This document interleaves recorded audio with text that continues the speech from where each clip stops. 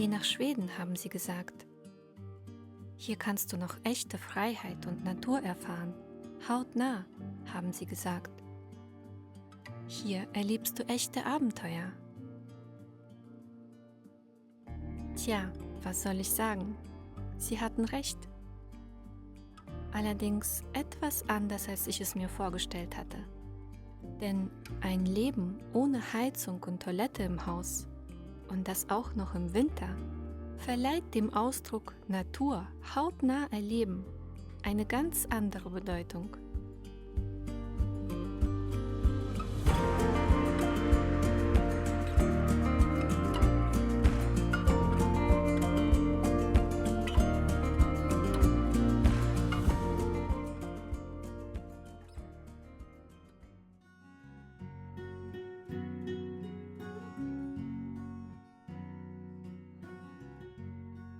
Seit fast 4 Monaten leben wir hier, in diesem Selbstversorgerhaus, in Schweden, mitten im Wald, ganz ohne Heizung und Toilette. Das heißt, wir haben zwar eine Toilette, nur eben nicht im Haus, und sie ist, naja, sagen wir, nicht ganz so komfortabel, wie wir es sonst gewohnt sind, und kommt mit ihren ganz eigenen Herausforderungen. Aber ich nehme euch später einfach mal mit und zeige unsere Toilettensituation ganz genau. Naja, und da wir auch keine Heizung hier haben, ist das Erste, was am Morgen erledigt werden muss, neben dem obligatorischen Spaziergang zur Toilette, das Vorbereiten und Einheizen des Ofens. Ein kleines Morgenritual sozusagen, das man aber durchführen muss, ansonsten bleibt das Haus kalt.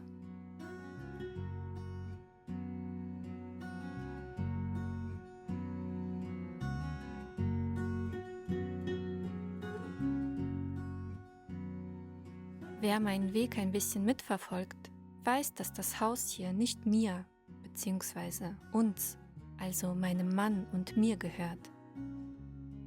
Wir passen hier lediglich auf das Haus und Grundstück der eigentlichen Besitzer auf, halten das Haus warm und sauber, kümmern uns darum, dass alles funktionstüchtig bleibt und dass die Waldtiere das Haus nicht übernehmen. Und so ganz nebenbei lernen wir eine völlig andere, sehr naturverbundene Lebensart kennen, die mit ihren ganz eigenen Vor- und Nachteilen daherkommt.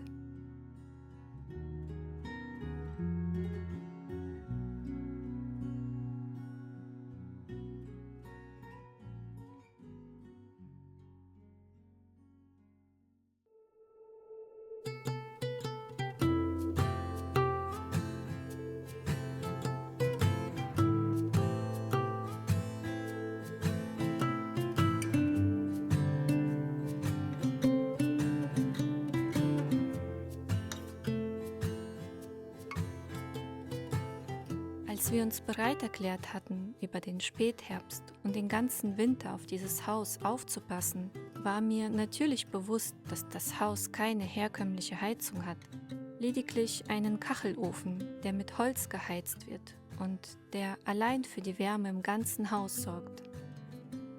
Eine spannende Erfahrung, dachte ich, zumal ich mich noch an diese besondere Wärme und Gemütlichkeit aus meiner Kindheit erinnern kann. Bis ich 9 war, hatte ich alle meine Ferien bei meinen Großeltern auf dem Dorf in Sibirien verbracht, die damals noch in sehr ähnlichen Lebensverhältnissen gelebt haben, wie wir es hier in diesem Schwedenhaus gerade tun. Jedenfalls klang das hier nach einem Abenteuer. Und da ich schon lange Schweden und dann auch noch einen richtigen Winter erleben wollte, hat das in meinen Kopf sehr gut zusammengepasst.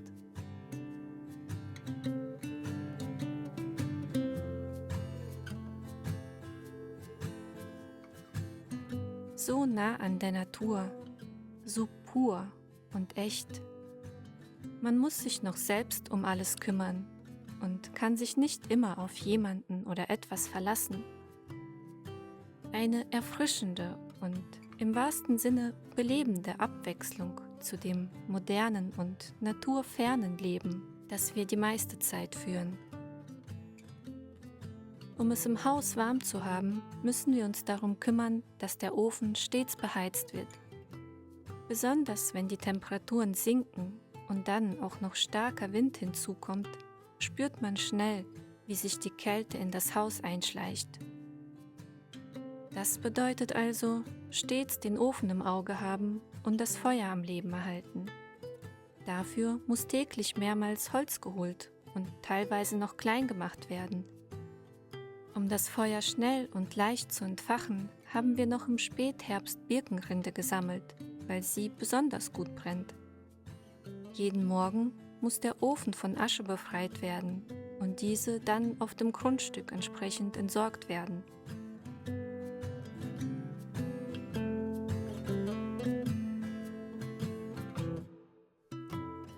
Ich weiß, dass diese Art zu leben heute natürlich viel leichter fällt, als sie es vor 100 und selbst noch vor 40 oder 30 Jahren war, zumindest wenn ich an meine Großeltern denke. Daher will ich diesen Lebensstil nicht romantisieren. Ich stelle nur fest, wie gut es mir gerade tut, so nah an der Natur sein zu können. Jeden Tag mehrmals draußen Zeit zu verbringen und im Alltag körperlich aktiver zu sein, weil es der Lebensstil an sich einfach erfordert.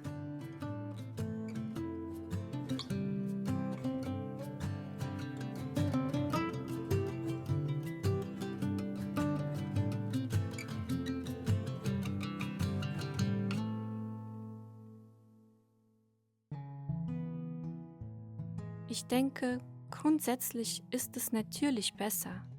Manch einer würde sogar sagen, einfacher, wenn man sich die Lebensumstände und die Struktur im Alltag bewusst aussuchen kann, anstatt von den äußeren Umständen dazu gezwungen zu werden.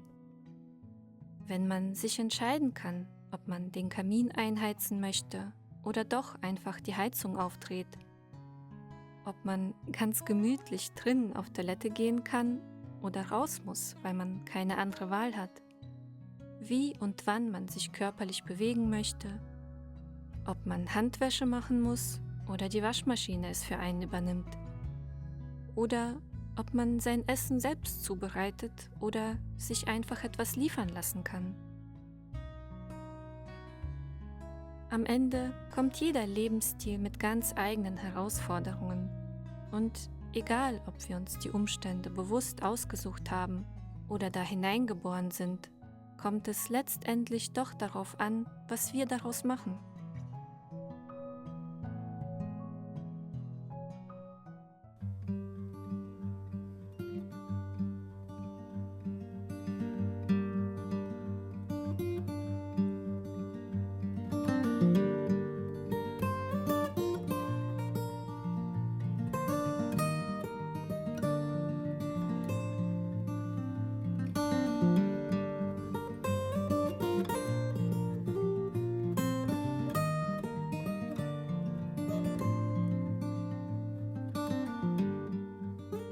Ich bin gerade so dankbar und glücklich darüber, dass wir die Möglichkeit haben, probeweise in solchen Verhältnissen leben zu können.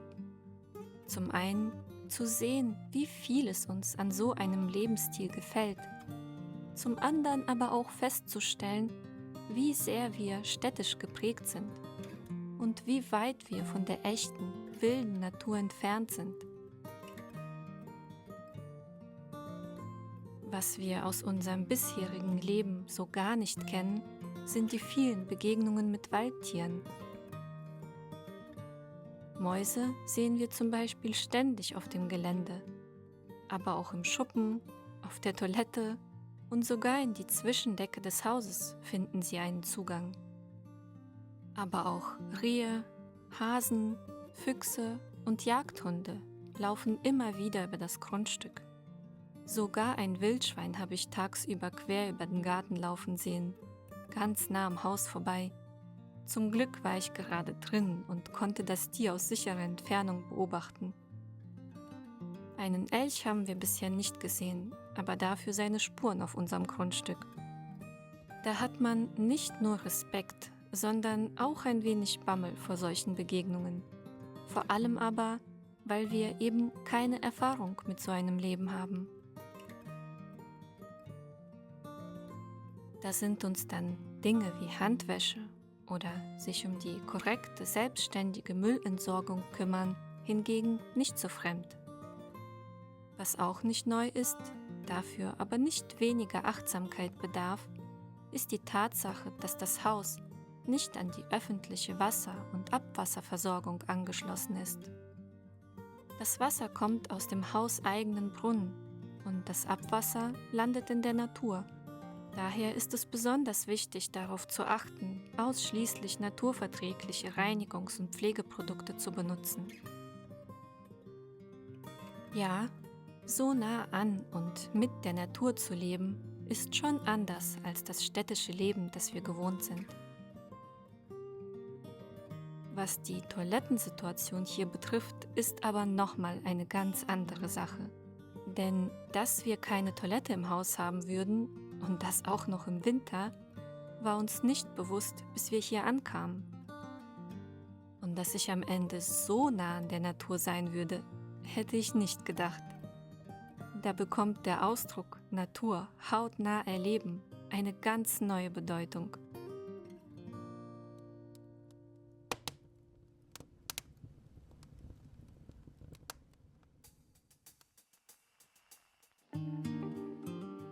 So sieht unsere Toilettensituation aus. Im Schuppen hinterm Haus befindet sich ein kleines Klohäuschen. Da drin ist eine Trockentrenntoilette eingebaut. Hier ist ein komplett neues, unbenutztes Modell, das wir im Schuppen gefunden haben. Flüssiges und Festes wird in getrennten Behältern gesammelt und später selbst entsorgt. Um den Geruch zu verhindern, streut man Sägespäne über das Feste. Das benutzte Papier kommt in einen separaten Eimer und später wird alles einzeln entsorgt. Seitlich am Klohäuschen ist eine kleine Tür eingebaut, wo man die beiden Behälter mit den Hinterlassenschaften rausholen kann. Und manchmal findet man dort mehr als erwartet.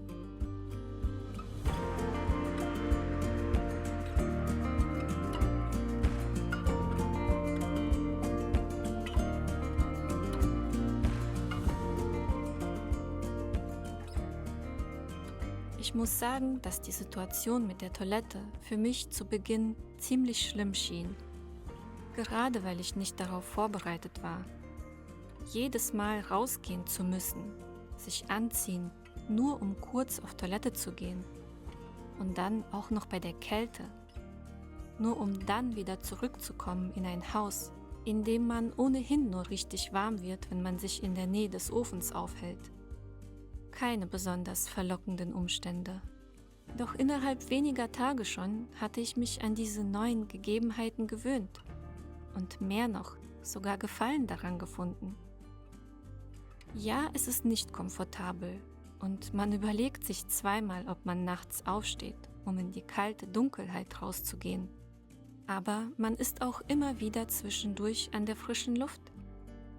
Nimmt den Himmel und Schnee, der sich je nach Temperatur alle paar Tage verändert, bewusst wahr, hört immer mal Tier- und Waldgeräusche und freut sich jedes Mal wieder zurück ins Haus zu kommen, um sich an dem warmen Ofen aufzuheizen.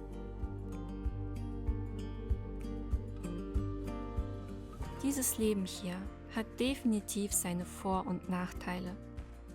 Und 4 Monate sind natürlich eine kurze Zeit, um das echte, ganzjährige Selbstversorgerleben richtig kennenzulernen. Aber das, was ich bisher erfahren durfte, hat bereits ganz neue Wege für mich eröffnet. Vielen Dank fürs Zuschauen. Bis zum nächsten Mal.